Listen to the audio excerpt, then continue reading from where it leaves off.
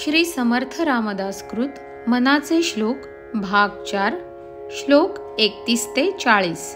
जय जय रघुवीर समर्थ। महासंकटी सोडिले देव जेणे, प्रतापे बळे आगळा सर्व गुणे। जया ते स्मरे शैलजा शूलपाणी, नुपेक्षी कदा रामदासाभिमानी।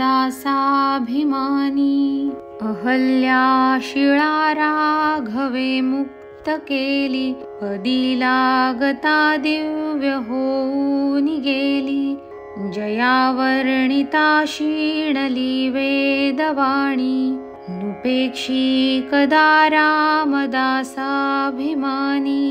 वसे मेरु मांदार हे सृष्टिलीला, शशी सूर्य तारांगणे मेघमाला। चिरंजीव केले जनिदास दोन्ही, नुपेक्षी कदा रामदासाभिमानी। उपेक्षी कदा रामरूपी असेना, जीवा मानवा निश्चयो तो वसेना। श्री भारवाहे न बोले पुराणी, नुपेक्षी कदा रामदासाभिमानी।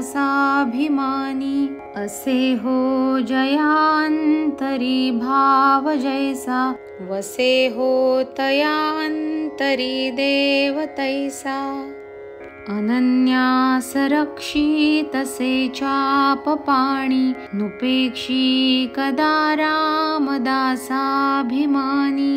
सदा सर्वदा देव सन्निध आहे, कृपाळूपणे अल्पधारिष्ट पाहे।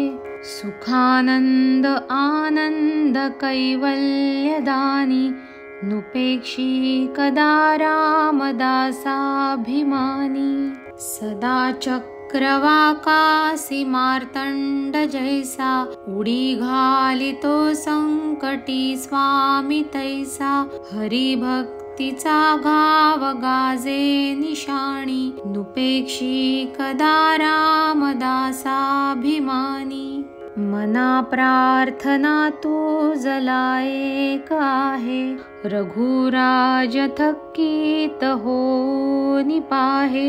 अवज्ञा कदा होयदर्थी न कीजे, मना सज्जना राघवी वस्ती कीजे।